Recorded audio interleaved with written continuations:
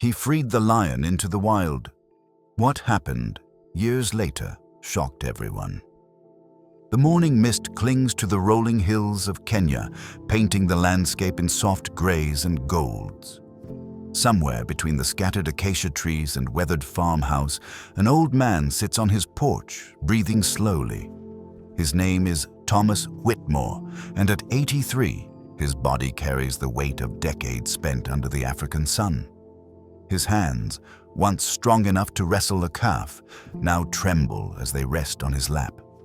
Today feels different, heavier somehow. The air tastes of endings. Thomas doesn't know it yet, but this will be his last sunrise. Miles away, across the vast wilderness of the Maasai Mara, something stirs. A lion, massive and golden, lifts his great head from the shade of a fever tree. His mane flows like liquid bronze in the morning light. His eyes, amber and deep, seem to hold memories. This is Simba, though that wasn't always his name. Once, long ago, he was called Rusty, and once he knew the smell of porridge cooking on a wood stove. He knew the sound of an old man's laughter. Simba's nostrils flare. The wind carries something familiar, something that calls to a place deep in his chest. Without understanding why, he begins to walk. His massive paws press into the red earth as he moves with purpose across the savannah. Behind him, his pride watches but does not follow. This journey is his alone. Let's go back 25 years. You won't believe this story. Thomas Whitmore was a different man then, younger, stronger, with calloused hands and eyes full of hope. He ran a small wildlife rehabilitation center on the edge of the Maasai Mara. It wasn't much, just a few enclosures and a heart bigger than the African sky. One scorching afternoon, a Maasai tribesman appeared at his gate, carrying something precious and fragile. A lion cub, barely 3 weeks old, his mother killed by poachers. The cub was dying, his breathing was shallow, his tiny body burning with fever. Thomas took him in, knowing the odds were against them both. "Come on, little one," he whispered, cradling the cub against his chest. "You're going to make it." For weeks, Thomas didn't sleep. He bottle-fed the cub every 2 hours, cleaned his wounds, and sang old Irish lullabies in the dark. The cub's rusty-colored fur inspired his name, Rusty, and slowly, impossibly, he began to thrive. Those were the golden days. Rusty followed Thomas everywhere, padding behind him on massive paws that seemed too big for his body. In the mornings, they'd walk the perimeter of the property together. Thomas would talk and Rusty would listen, his head tilted as though he understood every word. "You see that horizon, boy?" Thomas would say, pointing toward the endless grassland. "That's your real home. Someday you'll go back there. But not yet. Not while Rusty was still learning." Thomas taught him to hunt, starting with old bones and scraps of meat. He'd hide treats around the compound, watching with pride as Rusty's instincts awakened. The cub grew stronger, faster, more wild with each passing day. Yet at night, he'd still curl up beside Thomas's bed, his purr rumbling like distant thunder. Back in the present, Simba's journey continues. He moves through territories he hasn't seen in decades, past watering holes where zebras scatter at his approach, through valleys where his roar once announced his presence to the world. But today, he doesn't roar. He simply walks, driven by something beyond instinct, beyond understanding. At the farmhouse, Thomas stirs. His breathing is labored now, each breath a conscious effort. His daughter, Mary, sits beside him, holding his weathered hand. "Dad, should I call the doctor?" she asks. Thomas shakes his head slowly. "No, love. It's my time." He looks toward the window, toward the wilderness that shaped his life.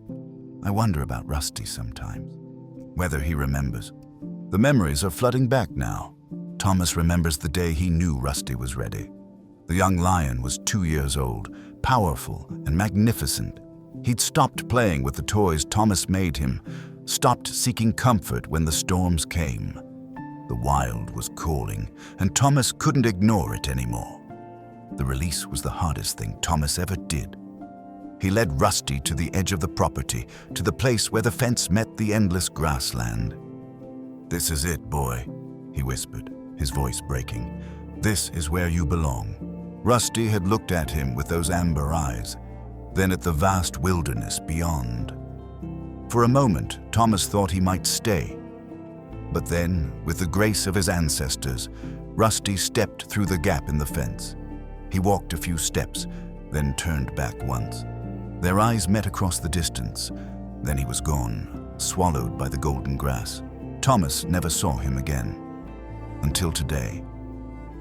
The sound comes first, a low rumble that seems to rise from the earth itself. Mary freezes. What was that?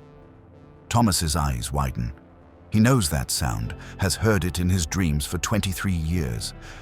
"Help me to the window," he whispers. There, at the edge of the property, stands a lion. Not just any lion, but a king among lions. His mane is full and dark, his body scarred but magnificent. He stands perfectly still, his gaze fixed on the house, on Thomas. Simba has traveled 40 miles to be here, through territories ruled by other lions, past rivers and valleys and roads that didn't exist when he was young. Something called him home, and he answered. Thomas grips the windowsill, his heart pounding. "Rusty," he breathes. The lion's ears twitch at the sound of the old name. Slowly, majestically, he begins to walk toward the house. Mary gasps, reaching for her phone to call for help. "No," Thomas says firmly. "He's not here to hurt anyone." Simba stops at the porch steps, close enough that Thomas can see the intelligence in his eyes, the recognition. The old man and the lion look at each other across 23 years of separation. All those mornings walking together. All those nights with Rusty's warmth beside his bed. All the love poured into raising something wild and beautiful and free. "You remember," Thomas whispers. "You came back." Simba settles onto his haunches, his tail flicking once. He doesn't approach closer, but he doesn't leave either. He simply waits, as though keeping vigil, as though saying goodbye. Thomas feels a strange peace settle over him. The pain in his chest eases.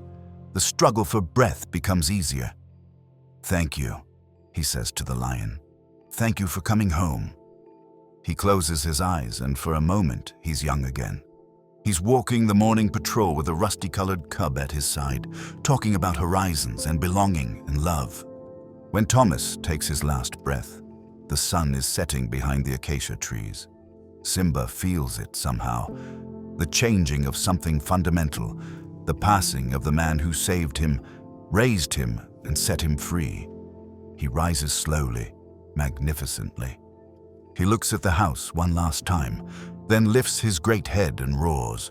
It's a sound that carries across the savannah, across the years, across the space between wild and tame, between memory and love. It's a roar of grief and gratitude, of recognition and farewell. Then, as quietly as he came, Simba turns and walks back into the wilderness. Mary watches from the window, tears streaming down her face. She doesn't understand what she's witnessed, but she knows it was sacred. Later, she'll tell people about the lion who came to say goodbye. Some will believe her. Others will call it coincidence, instinct, nothing more. But deep in the Maasai Mara, under a blanket of ancient stars, Simba rests beside a fever tree. His pride has found him, welcoming him back without question. Yet something has changed. A chapter has closed. The man who taught him about love, about sacrifice, about the bridge between two worlds, is gone. Scientists will say lions don't form emotional bonds with humans, that memory fades, that instinct rules all.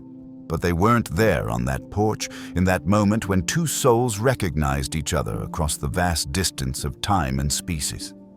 They didn't see the gentleness in amber eyes, or feel the weight of a goodbye that needed no words. Thomas Whitmore raised more than a lion. He raised a bridge between worlds, a testament to the power of love that transcends the boundaries we think define us. And when his time came, that love returned to him, not as the playful cub he remembered, but as the magnificent king he helped create. In the end, maybe that's what love really is. Not possession, but the courage to let go. Not keeping, but setting free. And sometimes, if we're very lucky, what we've loved returns to us one last time to remind us that nothing truly wild is ever really tamed, and nothing truly loved is ever really forgotten. The savannah remembers. The wind remembers. And somewhere in the heart of Africa, a lion carries the memory of an old man's love and the echo of a name that once was his. Rusty, the cub who became a king, who came home to say goodbye. And that's the story of Simba, the lion who returned to say goodbye. A bond that death couldn't break, a love that crossed the bridge between wild and tame. The African wilderness is full of mysteries, of connections we don't understand, but sometimes, in its vast heart, something beautiful emerges. If this story moved you, leave a comment. Share it with someone who believes in the power of love that transcends boundaries. And don't forget to subscribe for more incredible stories that remind us we're all connected in ways we're only beginning to understand. Until next time, keep believing in the magic that exists between human hearts and wild souls.